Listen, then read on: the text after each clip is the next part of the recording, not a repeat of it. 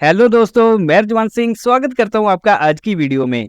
दोस्तों, आज हम एक बहुत ही इंटरेस्टिंग कंपैरिजन करने वाले हैं। तो इंडिया में पहली बार रिलायंस जियो फाइनेंशियल सर्विसेज और दुनिया की सबसे बड़ी asset management company black rock दोनों मिलकर ला रहे हैं एक फ्लेक्सी कैप फंड, जिसका नाम है Jio BlackRock flexi cap fund. और वहीं दूसरी तरफ पिछले कई सालों से निवेशकों का भरोसेमंद फंड है Parag Parikh flexi cap fund, जो कि इस कैटेगरी में बहुत ही popular and well establish fund बना हुआ है, जिसके रिटर्न्स एंड कंसिस्टेंसी को आज तक कोई भी फ्लेक्सी कैप फंड बीट नहीं कर पाया। तो यहाँ सवाल ये उठता है कि जियो ब्लैक रॉक का नया फ्लेक्सी कैप फंड प्राग पार्क जैसे पुराने खिलाड़ी को टक्कर दे पाएगा और एक निवेशक के लिए कौन सा ऑप्शन सही रहेगा।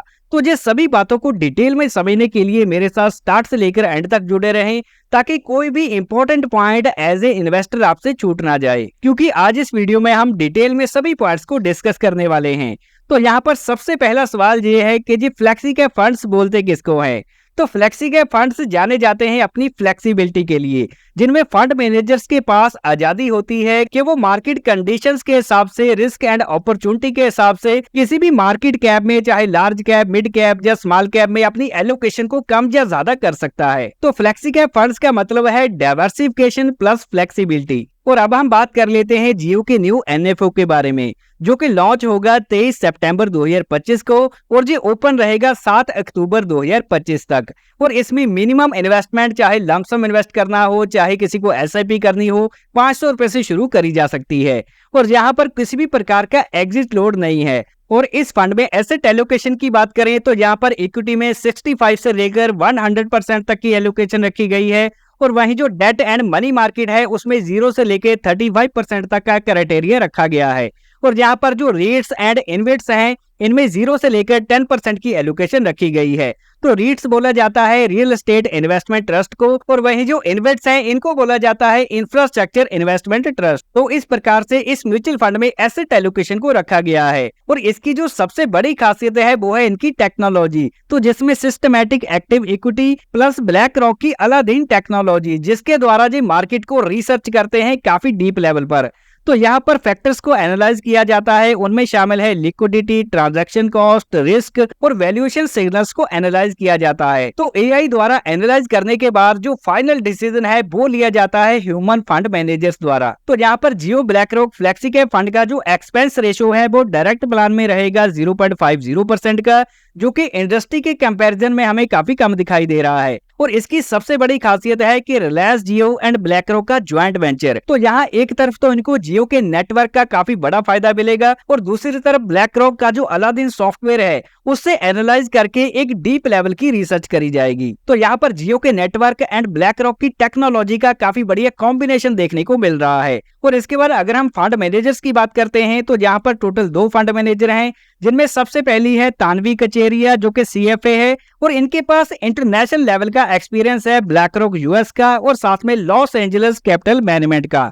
और यहाँ पर अगर हम दूसरे फंड मैनेजर की बात करते हैं वो है साहिल चौधरी, जो कि इंडियन मार्केट्स में काफी ज्यादा रिसर्च करते हैं और साथ में ब्लैक रॉक एंड फिडेलिटी में भी वो काम कर चुके हैं। तो दोस्तों, यहाँ तक हमने जियो ब्लैक रॉक के फ्लेक्सी कैप फंड के बारे में बता दिया कि ये किस प्रकार का है, और आगे हम इसको कंपेयर करने वाले हैं प्राग पारिक के फ्लेक्सी कैप फंड से, जो कि साल 2013 से चल रहा है। और प्राग पारिक का एसेट अंडर मैनेजमेंट हो चुका है 1,15,000 करोड़ का, और यहाँ पर 1,000 रुपए से लमसम और 1,000 रुपए से एसआईपी को स्टार्ट किया जा सकता है। और इसकी एक्सपेंस रेशियो देखें तो जी 0.63% की है। एसेट एलोकेशन में इक्विटी में 76%, डेट में 21% और कैश एंड रीट्स में 2 से 3% की एलोकेशन इस फंड में रखी गई है। और मार्केट कैप वाइज देखा जाए तो यहाँ पर हमें ज्यादातर एलोकेशन तकरीबन 71% की लार्ज कैप्स में दिखाई दे रही है, और थोड़ी सी एलोकेशन हमें मिड कैप में 1.72% और स्मॉल कैप में तकरीबन 2.5% की दिखाई दे रही है। और इसके अलावा प्राग पारिक के पास एक यूनिक पॉइंट है कि इनके द्वारा यूएस की मार्केट में भी निवेश किया जाता है। तो यहाँ पर आप देखेंगे कि टोटल एयूएम का तकरीबन 12% यूएस की कंपनीज में निवेशित है, जिसमें शामिल है फेसबुक जैसी कंपनीज, माइक्रोसॉफ्ट, गूगल और अमेजोन जैसी बड़ी कंपनीज इसमें शामिल हैं। और पिछले 5 सालों में प्राग पारिक के फ्लेक्सी कैप फंड ने 23.72% के एनुअलाइज रिटर्न जनरेट किए हैं। और वहीं इस म्यूचुअल फंड में एक स्ट्रॉन्ग कंसिस्टेंसी एंड बड़ा ट्रैक रिकॉर्ड भी देखने को मिलता है। और यहाँ पर सबसे बड़ी खासियत है कि प्राग पारिक के फंड मैनेजर्स द्वारा वैल्यू इन्वेस्टिंग करी जाती है, वैल्यू इन्वेस्टिंग का मतलब है कि अंडर वैल्यूड कंपनीज में जो निवेश करते हैं और लॉन्ग टर्म के लिए जहां निवेश किया जाता है। तो फंड मैनेजर्स फॉलो करते हैं बाय एंड होल्ड स्ट्रेटेजी को। तो दोस्तों यहाँ तक हमने बता दिया और अभी हम इन दोनों को कंपेयर करेंगे जिससे डिसीजन मेकिंग में आपको काफी क्लैरिटी आ सके। तो यहाँ पर आप देखेंगे कि जी जियो ब्लैकरॉक का फ्लेक्सी कैप फंड अभी नया एनएफओ है जो कि सितंबर 2025 में लॉन्च होने वाला है। और इसके बाद अगर हम प्राग पारक की बात करते हैं, ये मई 2013 में ऑलरेडी लॉन्च हो चुका है जिसको 12 साल 3 महीने का समय हो चुका है। और यहाँ पर अगर हम ट्रैक रिकॉर्ड की बात करते हैं तो जियो ब्लैकरॉक का कोई भी ट्रैक रिकॉर्ड नहीं है, तो ये फ्यूचर ओरिएंटेड बेट बोली जा सकती है। और दूसरी तरफ अगर हम प्राग पारक की बात करें तो यहाँ पर 12 सालों से ज्यादा का ट्रैक रिकॉर्ड देखने को मिलता है और पिछले 5 सालों में इसने 23% से भी ज्यादा के एनुअलाइज्ड रिटर्न जनरेट किए हैं। और अगर यूनिक पॉइंट की बात करें तो जियो ब्लैकरॉक के पास है आर्टिफिशियल इंटेलिजेंस जिसके द्वारा ये अलादीन सॉफ्टवेयर का यूज करके डीप एनालाइज करता है और फंड मैनेजर्स को सजेस्ट करता है। और यहाँ पर हमें एक्सपीरियंस्ड फंड मैनेजर्स का कॉम्बो देखने को मिलता है और यहाँ लो कॉस्ट देखने को मिलती है।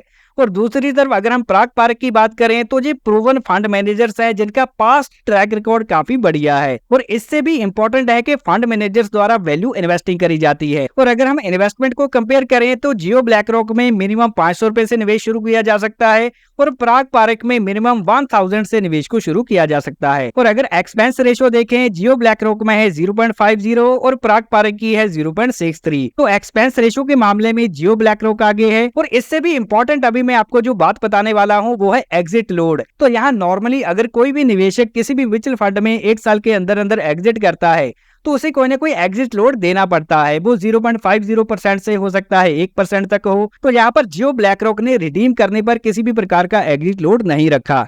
लेकिन अगर हम प्राग पारक की बात करते हैं तो जी 1 साल के अंदर अंदर रिडीम करने पर 2% एग्जिट लोड काटता है।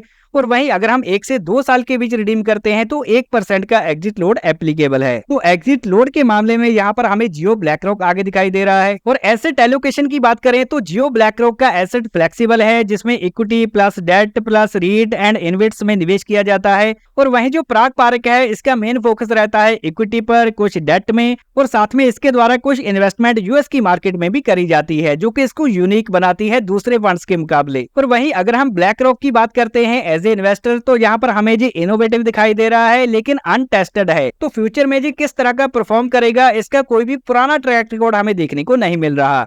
और दूसरी तरफ अगर आप देखते हैं तो प्राग पारक में स्टेबल एंड कंसिस्टेंट परफॉर्मेंस देखने को मिल रही है। और अभी सवाल ये उठता है कि क्या आपको इस म्यूचुअल फंड में निवेश करने का विचार बनाना चाहिए या फिर अवॉइड करना चाहिए। सबसे पहला रीजन है कि अगर आप ऐसे म्यूचुअल फंड इन्वेस्टर हैं जो कि एआई एंड बिग डाटा जैसी लेटेस्ट टेक्नोलॉजीज का यूज करने वाले म्यूचुअल फंड में निवेश करना चाहते हैं और इसके अलावा अगर आप डाइवर्सिफिकेशन करना चाहते हैं, एएमसी के हिसाब से न्यू प्लेयर्स को ऑप्शन देना चाहते हैं, तो यहाँ पर अगर आपका फोकस एग्जिट लोड पर है, अगर आप वहाँ कॉस्ट बचाना चाहते हैं, एक्सपेंस रेशियो लोअर देख रहे हैं, तो भी ये फंड आपके लिए सूटेबल रह सकता है। लेकिन इक्विटी म्यूचुअल फंड्स में निवेश करने से पहले आपको पता होना चाहिए कि ये वेरी हाई रिस्क कैटेगरी में आते हैं। तो अगर आप फ्लेक्सी कैप फंड वाले पोर्टफोलियो में निवेश करना चाहते हैं, आपका इन्वेस्टमेंट होराइजन 5 से 10 साल का है और आपका रिस्क प्रोफाइल एग्रेसिव है और वहीं आपका इन्वेस्टमेंट गोल लॉन्ग टर्म में वेल्थ क्रिएशन का है, तो ये फंड आपके लिए सूटेबल रह सकता है। और अभी हम डिस्क्लेमर देख लेते हैं। तो दोस्तों ये जो म्यूचुअल फंड इन्वेस्टमेंट है ये बाजार जोखिमों के अधीन होती है और इसमें मिलने वाले रिटर्न्स की कोई भी गारंटी नहीं होती। और हम किसी भी इन्वेस्टमेंट स्कीम को प्रमोट नहीं करते क्योंकि हमने ये वीडियो बनाया है केवल एजुकेशन पर्पस के लिए। तो इन्वेस्टमेंट करने से पहले अपने फाइनेंशियल एडवाइजर से कंसल्ट करें और इन्वेस्टमेंट से रिलेटेड सभी डॉक्यूमेंट्स को ध्यान से पढ़ें। और अगर ये वीडियो जानकारी से भरपूर लगा हो तो इसको लाइक जरूर करें, दोस्तों के साथ ज्यादा से ज्यादा शेयर करें।